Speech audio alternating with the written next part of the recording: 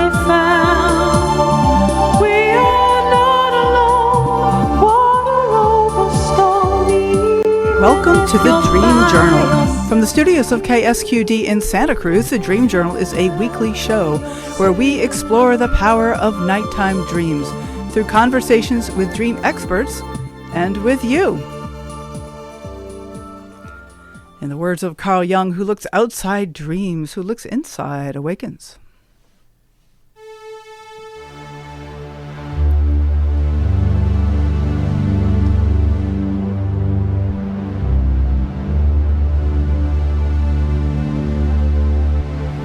Today's music is called Translation. Spiritual lesbian lawyer activist with Jewish roots. Our guest, Roberta Kurlioff, tells the story of how she grew up in an orphanage and built her home in the woods of Maine, creating a meaningful life even in the face of great loss. Her memoir is Framing a Life, Building the Space to Be Me. I am your host, Catherine Bell of Experiential Dreamwork, and welcome to the Dream Journal. The Dream Journal is also a weekly podcast. Please subscribe, rate, and review, and thank you so much for all your wonderful reviews. But most importantly, tell your friends. After all, the mission of the show is to get people talking about dreams, and one way to do that is to tell them about the podcast. Archives are also available at Apple Podcasts and Spotify and Google and all those good places. You can also find the full archives at ksqd.org/the-dream-journal.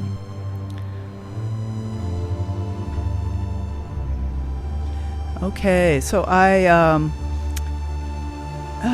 personal dream work. I've been on a bit of a dream drought. I've been kind of mulling over this long dream that you've heard about already about my dog, thinking my dog had died, but then he was there comforting me when so clearly he hadn't. And I had last night finally had a dream, and I'm like, oh God, I really wish I didn't have this dream. So maybe the dream drought is because I've been avoiding this dream. And it was just a tremendous amount of shame. Oh my God, shame is something that is such a sticky morass, so painful.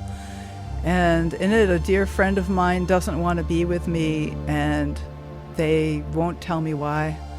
And they think I should know why. And I'm just like, what is wrong with me? Why does she not want to be with me? And it's so painful.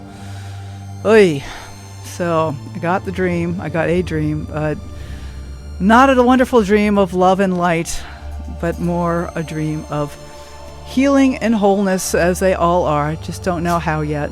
I'll have to process this one, and I'll work on it with my coach and mull it over. I'm sure there's some treasure here, but I don't know what.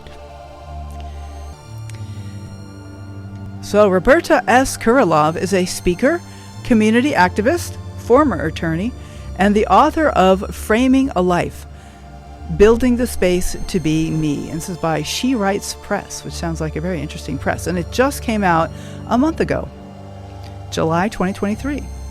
With humor and poignancy, her memoir takes readers along on an inspiring journey of self-discovery as Roberta finds that home is less a physical place than an intrinsic sense of self, an unshakable foundation of the heart and soul. And you can get in touch with Roberta at robertakurlioff.com. That's Roberta, and then Kurlioff is Kuriloff. robertakurlioff.com, and she's got a lovely list of blogs. You can find her on Facebook at Roberta Kurlioff Author. She also has another book which she's written called Everything Special, Living Joy, which we'll talk a little bit about during the show. So welcome, Roberta.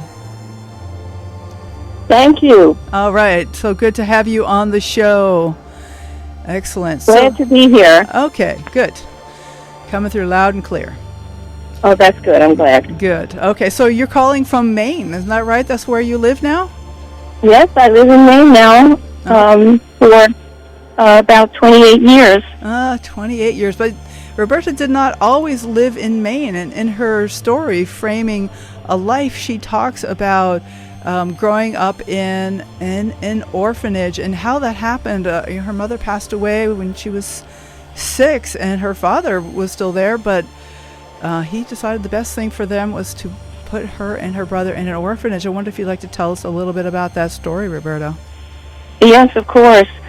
Well, my mother died when I was 6 years old, and my brother was 2 years old. And he took us to live with my aunt and uncle in New Jersey on a farm. And we lived there for a year, and I loved that experience, and I share it in my book.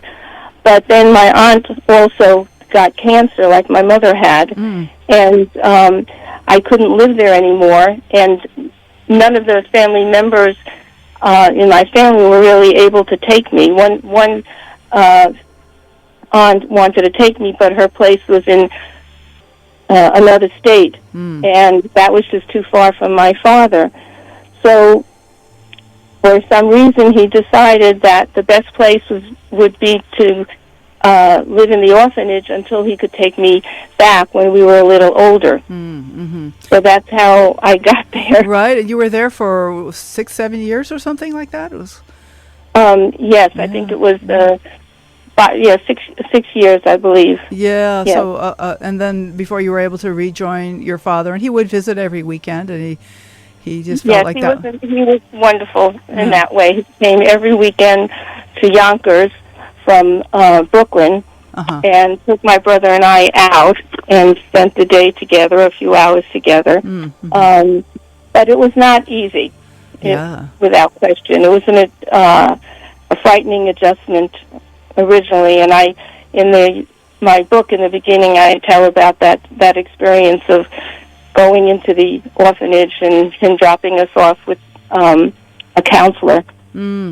Right. And you talked about dreams that you have in the orphanage of being Superman or Superwoman and flying as and what was that like? How did those dreams help you? I think they built me up. They made me. I had to survive some way, and there was something in me that knew I had to develop some beliefs. And one of them was that I was Superman's daughter, and I came to believe that everything in life had a purpose. It helped me survive my pain and sadness. My imagination carried me to being Superman's daughter, flying above my life, or also Roy Rogers' daughter, riding into the sunset or sunrise. The best was when my father took us out for the day, and later on weekends where we spent time with relatives. Right, because there was a lot of brothers and sisters of your parents that just weren't able to take care of you in the way that your father wanted. But I want to get back to the dreams, because one of the lovely things about this book is that it is thick with dreams. That there's this richness, that this inner voyage that you go on, that you really explain throughout the book. And I love it that you don't go in and interpret the dream and say, oh, this XYZ, but you bring the dream in as a way of showing the feelings that you're going through, and it brings in, for me, a lot of compassion. Thank you. Yes. And one of the things that you said when we were chatting before is that dreams understand what we're going through. And I think that's so true, that there's something about dreams that really know what's really happening for us on a really deep level often. I agree with you thoroughly. I during that period of time in my life when I was really dreaming, there were so many different kinds of dreams, because it wasn't only about my childhood. It was about my growth, my being scared. And in one place in the book, I say my questions were puzzles. Would they ever fit together? I sensed that something more than just land was pulling me to Maine, something I wouldn't discover in New Haven, which was where I was living for, I think, 7 years. And And I wrote, "Was I a dreamer?" like the little home kids. That's what we used to call ourselves, the home kids. The name we gave ourselves in the orphanage. And that's where I got into dreaming about flying and Superman.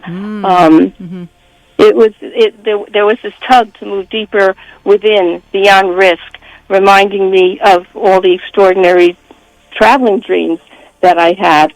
And a lot of the dreams that I share in the book are after the death of my partner, Nancy. A short-lived relationship, but one that just brought everything to the front, to the fore, that I had to deal with emotionally. Right. Well, one of the things that I really loved about reading this was your description of the relationships along the way, and that, as you were saying, you moved to Connecticut, and you became a lawyer and an activist, and you discovered you were a lesbian at that point, and had your relationship with the woman Marianne I don't know if that's a real name or not, doesn't matter, but in the book you describe that. It's a real name. It is a real name, okay.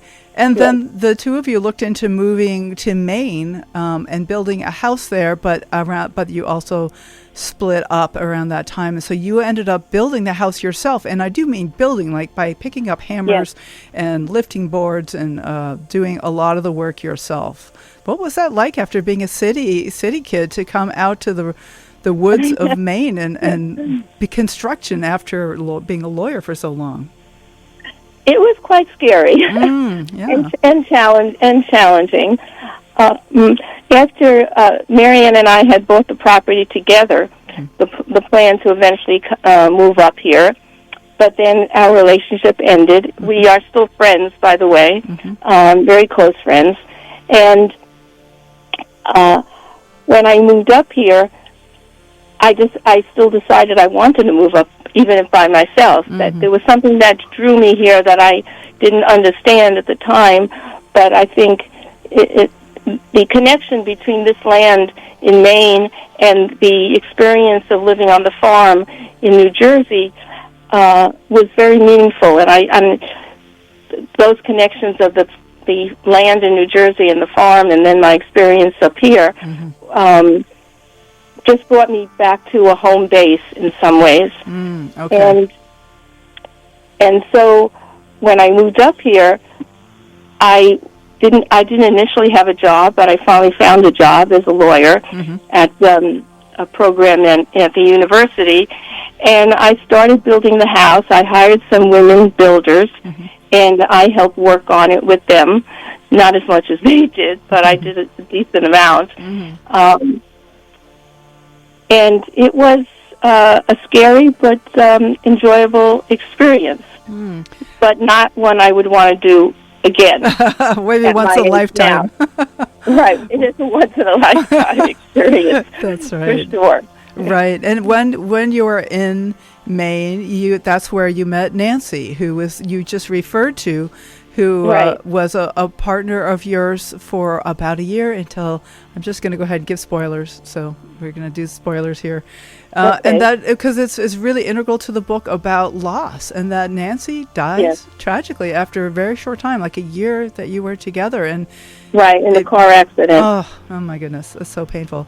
And it really, but the thing is, it sent you into this spiritual quest that lasted for 8 years, and that's when you got much deeper into your dreams and a lot of spiritual seeking. Like, what kinds of things what came up for you around this loss?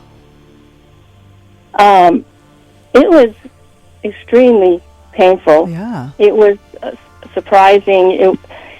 What was so interesting is that, just to give you a sense of it, is that one day, I think it was about a week before Nancy died, we were driving home from a movie theater, and she was driving really quickly, and I screamed at her, "You're driving too quickly, it's dangerous." And it turned out, when she did die in a car accident in her car going to work one morning, the accident happened at the same spot that I had screamed at her about her driving too fast, And it turned out that spot was the house that was near that spot was I forgot the name of the. Wait a second. Was the person who eventually had to deal with her body. Oh, like the at Undertaker the or something, mortician? Yeah. Yeah. Yeah, so, sorry about that. Oh. And it brings back a lot of memories. I'm sure it must be difficult to talk about this. I know that was a really tragic loss. But one of the things about this loss is that there was a lot of interesting spiritual things that happened. I mean, of course, to you afterwards, but even before, I'm thinking of the dreams of your ex-boyfriend Ernie, who was a really early relationship for you, and he had some dreams that that were really seemed precognitive, or maybe are happening in the moment. Right. He called me because we still kept in touch. I'm one of these people who doesn't go into anger after a broken relationship. I try to look at the bigger picture and the whole, and I'm more a positive person than a negative person. And so I kept in touch with Ernie, and he called me, and this was a month after Nancy's death. He called me and said, I finally had to call you. I woke up in a sweat, and I thought that you died in a car accident. Oh. Wow. And that was like a month after Nancy's death. Oh. But he said the dream was like a month ago, so that was like right around the time of Nancy's death that he had the dream? Exactly. Oh. Exactly, yeah. So and we still kept in touch over the years because we had this connection that was kind of special. Right. Well, there's some kind of connection there, something on the spiritual level, it sounds like, and that he. Yes, I think most of it is spiritual level. Right. So, I wonder if you want to tell a little bit about the story of writing your first book, Everything Special, Living Joy, because it happened at a retreat center. I want to say a little bit. Why don't you say a little bit more about what that process was like for you? I would love to. Yeah, great. I went to the Insight Meditation Society retreat, and it was for a few days. And at the retreat, I was supposed to be silent. We don't talk to anybody. I had a roommate, but she wasn't in the room that much. And after a day or two, something was happening to me. I would be sitting in my room at night, and all these thoughts came just pouring out, and I didn't understand where they came from or what was going on, but I kept writing them, and that turned out to be Everything Special, Living Joy, the book that I published much later in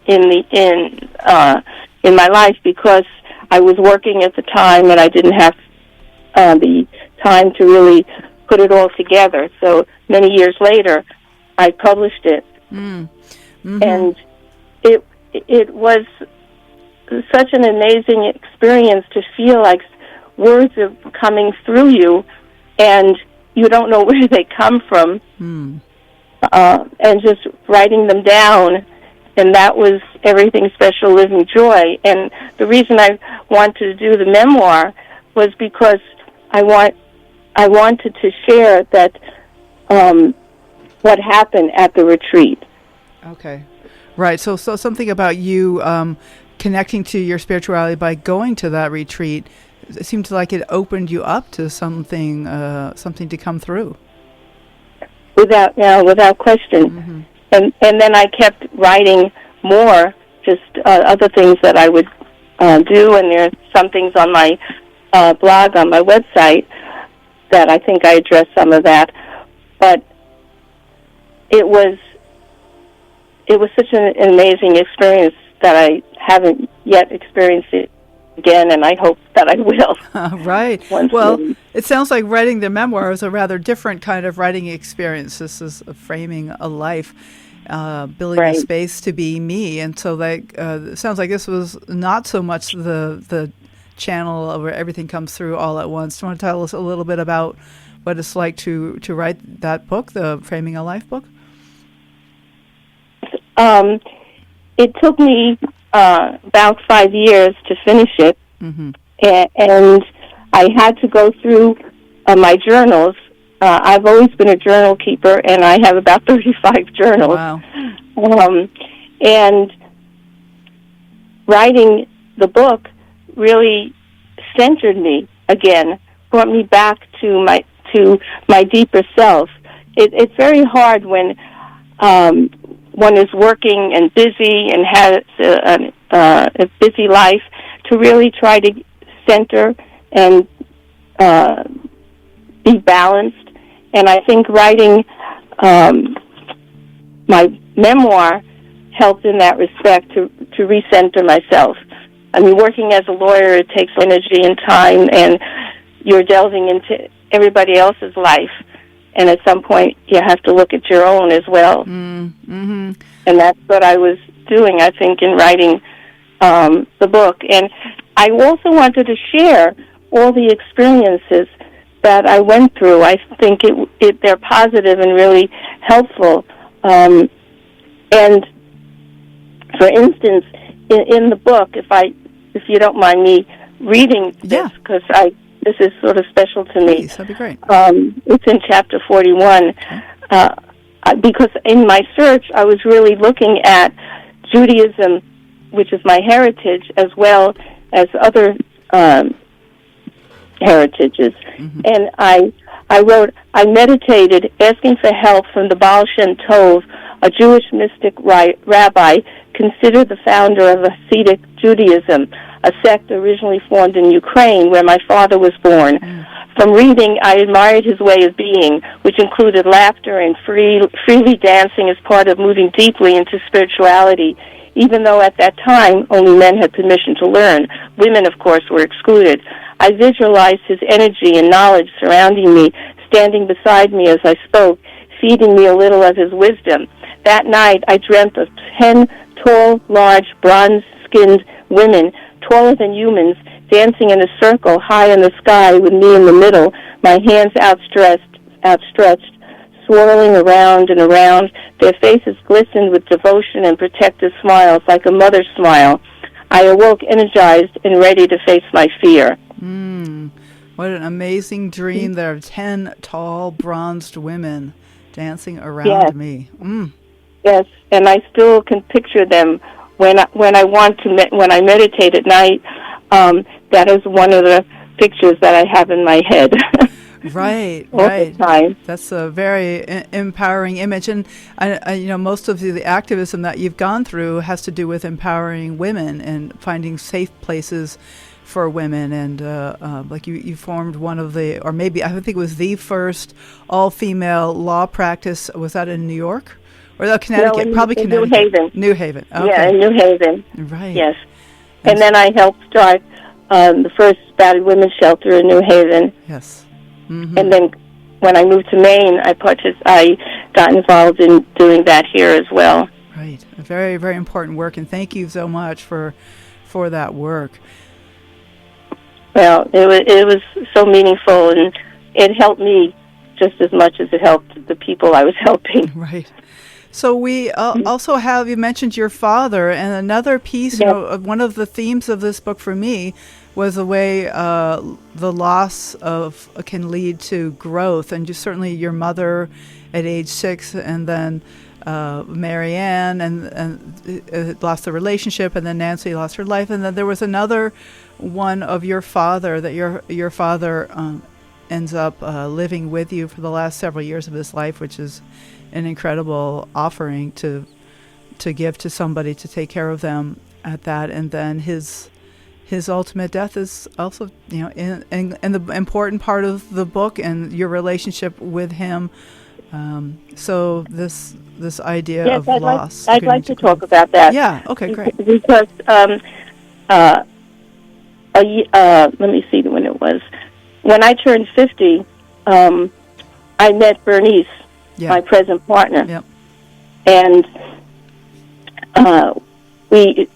she eventually moved in to my home, and we started building a home together. And then shortly after that, my father's situation in Brooklyn was very bad, and he couldn't live alone. And I talked it over with Bernice, and we agreed to take him in. And it was not easy, to say the least. We had 3 dogs, a bunch of cats, and now suddenly a father. And a new relationship. You and Bernice were quite new. In a new relationship. Yes. Right. My brother lives in New Jersey, and he wasn't able to handle this the way I could. So my father, being from Brooklyn and being very Jewish in his ways, coming to Maine, where is such a different type of life than he's ever lived. And then eventually he chose to die. He didn't want to live anymore. And Bernice and I had cared for him, and it was an extremely moving experience. I've worked in hospice, and I talk about that in the book, and I knew how to handle things. But when it's your own parent, it really is quite different. Absolutely. And I would sit with him at the point where he decided to stop eating and then stop drinking. I would sit with him, and I'd write in my journal my feelings, because that helped me get through. And it was an amazing experience, even of changing his bed with the hospice nurse to care for him. That it was so emotionally meaningful, and it was hard, of course, because it took so much energy out of both of us. But Bernice was so wonderful in sharing this with me and taking it on, and when we've only been together about a year.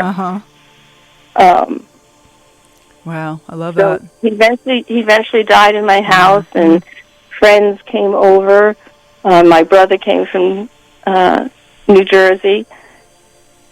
And I think at least for that year, I felt better that he wasn't alone living in an apartment that had roaches crawling on the walls. Yes.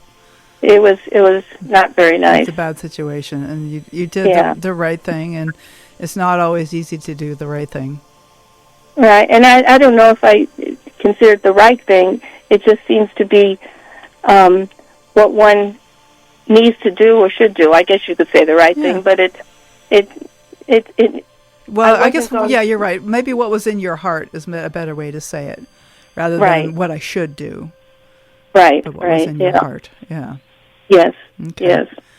Thank you. Well, we're talking today to Roberta Kurlioff about her amazing memoir, Framing a Life, Building the Space to Be Me. And we're going to come back we'll take callers in the next little bit.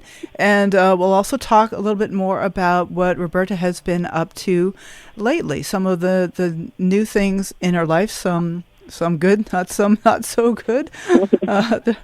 And we will be back in just a moment. I want to let you know that we are broadcast live from the KSQD studios in Santa Cruz and co-broadcast live in San Jose by KCXU.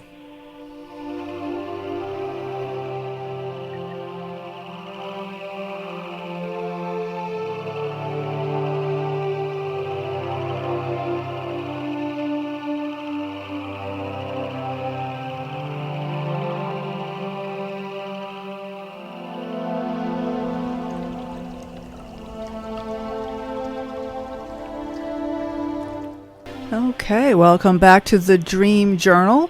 Next week, our guest will be Dr. Greg Marr, who will be talking about his amazing research showing that nightmare content shortly after trauma can predict long-term poor outcomes. It's the way PTSD starts somewhere, so he looks at people immediately after the trauma and shows that their dreams, even within the days and weeks after a trauma, can predict whether they will develop PTSD.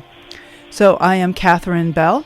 My guest is Roberta Kurlioff, and we are talking about her memoir, Framing a Life, Building the Space to Be Me, which is just has so many dreams throughout it and such a sense of meaning. So welcome back, Roberta.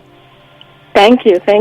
Yeah. I wanted to share with you a dream or two that I think is kind of fascinating. Is that that'd be wonderful. Please. Okay. One of them is one evening I had a particularly anguishing dream while taking a nap on the couch. I was on my knees in the kitchen crying, or more like wailing from the depths of my soul into eternity, like the piercing mourning cries of Middle Eastern women, hearing the echo, but nobody around me heard my anguish. In the dream, I intentionally didn't stop wailing as I needed to feel the pain and maybe connect to the why of so many losses. It was like being on a mountain, listening to my voice bellow into eternity or through eternity. When I woke, my mind was remarkably relaxed, sensing it was real, like I had experienced those cries more times than I ever could have fathomed. And I think that probably is something that happens to many of us, is in our dreams we might be experiencing things of past lives or potential, and that dream in particular said that to me. Right, and there's go ahead. No, another short one was another dream repeated a few times in different forms. I was driving without control of the wheel, not knowing where I was traveling and scared at first. Then I lifted my hands from the wheel and trusted, speaking out loud to myself that I didn't need physical control, that if I let go, I'd be okay, trusting the guidance I couldn't now see or even feel. In the dream, I lost my fear for a while, but then woke up in a sweat. Oh, wow. So dreams are so amazing. They teach us so much. And I recorded my dreams. I eventually stopped because I wasn't getting sleep. But right. There's so many experiences that we can learn from in our dreams. Very true, very true. And what you were saying about the first dream, the wailing in the dream, that there's something about that. There's something about the healing that happens in the dream, and that, we think about all the different ways you can work with the dream once you're awake, and and yet I think a lot of the healing happens actually during the dream, which is good because most of the dreams any of us ever have will be not remembered. We mostly do not remember dreams, and many people never remember dreams, or extremely rarely, and yet there's something very valuable about that. And I think that healing does happen in dreams, and that we can deepen that healing by working with it in waking life, but we can also trust that the dream is bringing something. Even my horrible dream about shame, I don't know if you heard my dream at the top of the hour, there's something healing there, I'm sure. I just don't know what yet. But just trusting that's true. That's something. And another thing I wanted to bring up is lucidity. It seems like in both of those dreams, you knew in some sense that you were dreaming, or you had some control in the moment at least. And want to say a little bit about lucidity for you? That's a tough one. Let me think. Is it fairly common for you to notice that you're in a dream, or for me it's rare. At that point in time, yes. I think as time went on, I don't think I noticed it as much, but sometimes I still wake up and I do remember, and I do notice. But I think at that point in my life, the dreaming was a way to cope, a way to grow, and it was a spiritual challenge, a spiritual growth on a level that I haven't experienced before then or after. But I still dream with lots of dreams. I don't record them the way I used to because I don't get enough sleep then. Right. But I used to record these all the time.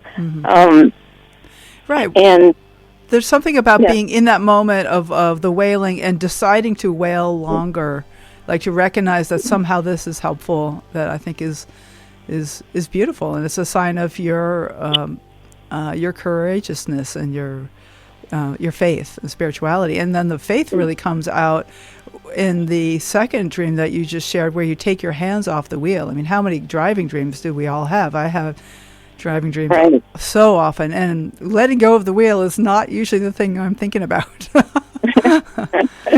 It's more But like I'm trying to control it and the car's not responding. But you had this level of surrender or faith or trust or something that you knew that letting go of the wheel was going to be a good thing to do. Yes, I think Nancy's death really opened me up to my spiritual side in a way probably I might not have done at that age, and it's a blessing in some ways. It was a blessing that she gave me, and even when I went to a psychic once after Nancy's death, she brought that out to me as well, and it turned out the psychic that I went to, I found out later, lived in the same town as Nancy had in New York State. Oh, interesting. Wow, that's a synchronicity. Yes, I think there's so much synchronicity just everywhere. And in the same way that when it was after about 7-8 years of doing this search, suddenly I meet Bernice, and I knew that had a spiritual meaning as well. We were both on the same spiritual road and processing things, and I think it was really meant to be. And right before I met Bernice, I think I mentioned in the book that I could feel that Nancy was letting go. Yeah. It was time to let go and go forward. Right. And I just want to say to you that my memoir is not just my story, but I believe it's a story of women who have lived difficult lives, who struggle to survive. And I hope that readers believe that they are not alone in their life struggles, that they can find their inner core and trust, unafraid to tolerate or endure challenges and take chances in life. That home is less a physical place than an intrinsic sense of self. Home is I'm going to stop out there for a second. Home is an intrinsic sense of self. Sense of self. That's beautiful. Thank you. Yeah. And I think that's so true, and to discover that. And I want to bring up a tender topic that you have been struggling with your own health recently. I wonder if you'd like to share a little bit about that with our listeners. Yes, without question. Yeah. I was diagnosed a couple of months ago with ovarian cancer, stage 3, and I'm going through chemo now. And it doesn't scare me. It's another challenge in life. I'm tired physically, but I have the support of Bernice and family and friends, and I'm ready to face whatever happens in life. We're going to die eventually. Right. I hope I'm not going to die from this. I have good doctors and support. Yeah. But I'm still going to write and try to do more poetry and write on my blog. And I did announce it on my blog on my website because I hadn't written for a while. But I think my attitude is that of acceptance, but also challenging. Not acceptance and giving in, but acceptance with challenge. And just it makes me want to live more fully, more completely, more consciously, and that's what I'm now trying to do. And I'm doing fine. I'm able to get out. I haven't had any really bad serious side effects yet. So we go out to eat. I wear my mask. Right, because the immune system is very compromised right now. Right. Yes. And I have wonderful people supporting me. So I just move forward with a positive attitude. Wow, that's what I can do. That's inspiring, Roberta. That's definitely inspiring, and I love that sense of moving forward and acceptance without so surrender or acceptance maybe is the word that you're using, but not giving in, but not giving in. Yeah, I'm so glad that you Definitely. have support. You have support in your life because cancer has been throughout your life. Your mother. My father died of cancer in my home. Well, he chose to die. Right. He didn't want to live any longer, but he did have cancer. And my mother died of cancer, and it runs in my family. And a number of my relatives died of cancer. But cancer is it's like everywhere. Absolutely. And yet it's not the end of life. It's not the end of happiness. No. It's not the end of satisfaction and it's not the end of meaningfulness, I guess. No, I have a wonderful spouse, Bernice, and I have a wonderful dog, Ruby, and I have wonderful friends, and I have this beautiful land that I live on, and every time I get up in the morning and look out at the trees and the sun, the woods, and the fields, I feel very centered. What a blessing. It really sounds you have built a space to be you, that you really have found your way in the world. Yeah, it took a lot to get here, but that is what life is about. That's what life's about, yes, exactly. Well, as listeners know, I've been writing my own book. It's partly memoir. You mentioned that. Sorry? You mentioned that to me, yes. I did. Yeah, because I'm wondering if you have any advice. I mean, I have part of it is memoir, but it's also about dreams and exploring dreams, but there is definitely some memoir aspects. And I wonder if you have any advice for me about writing. Maybe some of the listeners would be interested in some of this advice too. I think I have always kept journals. As I mentioned, I have 35 journals. I'm on 35 right now, and I think writing in a journal every morning when you wake up is the way to start to get into writing and to get into your thoughts or things that happen to you during the day, to just go sit down and write the pain, the loss, the joy, and just start writing that way, and eventually it can turn into a book, which I think in many ways happened to me. And so I think really to sit with yourself, face your fears, cry, scream, smile, be with friends and family, but really open to the honesty. And that's the scary part. It is so scary to get down to the nitty-gritty, to face those things. For me, therapy for many years helped on and off. And I was always someone who looked within. And I think that's important, is to look within and to not be afraid to find what you hear inside. Right. Wow. And to meditate. And we all are searching. Life, we all know we're going to die. We're all searching to live a good life. Some people don't want to look at it that way and out of fear. But when you face the fear is when you get the joy, because you appreciate life. Love that. When you face the fear is when you get the joy. Right.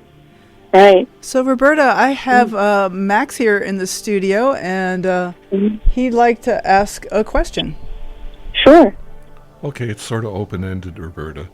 It has to do with your position as an outsider in your own tradition of philosophical tradition. I don't know how to say it. Judaism? Judaism. Yeah. How do you think that the 10 tall women helped you adopt the Hasidic teachings, while the actual philosopher would have excluded you from it? Did they help you to learn the philosophies and actually? Yes, I did not. I read and learned about not my Jewish tradition, but about the Hasidim tradition, the Baal Shem Tov tradition, and when I read about, I really had very ambivalent feelings about religion always, because, and I talk about that in the book, when I'm reading this story to this young boy, and it was so violent and religiously, I had to stop. I just couldn't accept that. You're saying who was reading the story? I was reading the story. Okay. It's a little book. I was babysitting this young boy. I see. And I had this book there that he had a story, and it was semi-religious, but it was so violent, and I didn't want to see religion, that it should be beautiful, to be so violent, and so I had to look at it differently. And so when I started exploring the history of the Baal Shem Tov, who was the leader of a movement where dance was possible, and you could relate. I'm trying to find the quote that I have in here about that. Can't see it at the moment there. But now I lost your question. I'm so sorry. Oh, well, I think the idea was... go ahead, Max. Yeah, the idea was, how does your position as an outsider in this whole thing affect your ability to adopt what you want to adopt and leave out what you want to leave out? An outsider being like, because she's a woman and in the Jewish faith they don't allow women to practice? Is that what you mean? Yeah, okay. Yes, yeah.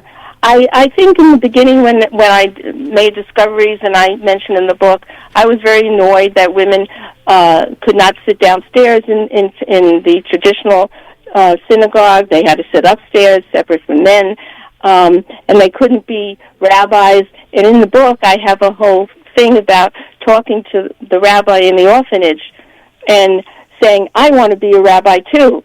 And he said, sorry, women cannot be rabbis. And that always stuck with me. And it came a point where I did not want to be a rabbi anyway. Right. But I related, I find such insight into the rabbinical studies and readings that I've done, and that made me relate to my Jewish spirituality and really to the history of what Jews went through in this world, and how they were treated. And so that I took more to heart, and so I'm not really religious, but I consider myself spiritual. Right. Sounds like it was very inspiring then for you to claim your own spirituality. And and that was after doing a lot of reading, not just Jewish reading, but other types of readings. Great. Well, thank you for that question, Max. I hope that answers your question, Max. Yes, you've indeed answered it. Thank you. So, Roberta, I'm wondering where in the last few minutes of the show, if you want to say a little bit about what you're working on now, what you're heading toward, whether it's in writing or on the spiritual front, or like what's most exciting for you these days? Well, I think for now I'm enjoying writing blogs for my website. I'm also looking to maybe do some short stories. I don't think I have another book in me at this point, but also I want to mention that in my book, at the end there are reader questions, so that readers, if they're in a group and they have a reading group, they could use those questions to help the discussion in a reading group. Okay, so people can find this book on your website, but they can also find it on Amazon, right? Right, it's on Amazon, Goodreads, and some others. And at the end of the book, there's readers' questions. Okay, that's wonderful. Framing a Life, Building the Space to Be Me by Roberta Kurlioff, Kuriloff. And that's her webpage, robertakurlioff.com. And do you have any final thoughts for the listeners and encouragements that you'd like to give us? Yes, this was a soul-searching experience, and I think that is so meaningful if people can go deep and sit with themselves and search more deeply into what's important to them and what they can and cannot do, and try to get rid of all the demands that society puts on us that tries to control our life, and really just meditate and look deeply inside and see what's important to you, not what's important to the people you work with or the people or your friends or family, but do what is important to you and find that on a deeper level than just the superficial outside things that we do every day. I love that. Thank you. Very inspiring. Thanks so much, Roberta. It's a pleasure to have you on the show. Thank you so much. I really appreciate it. I wish you all health and happiness and many long years with your spouse and your dogs in the Maine woods. I'll think of you up there. I'll take that. I'll take that. Thank you. All right. Bye now. Bye-bye. Okay. So, thank you for listening. The Dream Journal is produced at the studios of KSQD in Santa Cruz. We are live every Saturday at 10 a.m. Pacific at ksqd.org. The podcast is released on the Monday after the show. It keeps us growing when you subscribe, rate, and review. I'm Catherine Bell. Find out about my dream coaching practice at experientialdreamwork.com. You could email me at catherine@ksqd.org. That's KATHERINE @ksqd.org. You can follow Experiential Dreamwork on Facebook and Instagram to find out about upcoming shows. I'd like to thank Rick Cluffel, engineer and music creator, and Tony Rosimano for manning the phones. Max Deaton for in-studio questions, Eva Maladio for audio editing. The intro music is Water Over Stones. Outro music is Everything. Both are by Mood Science. Tomorrow morning when you wake up, take a minute to write down your dream and bring it to the next Dream Journal.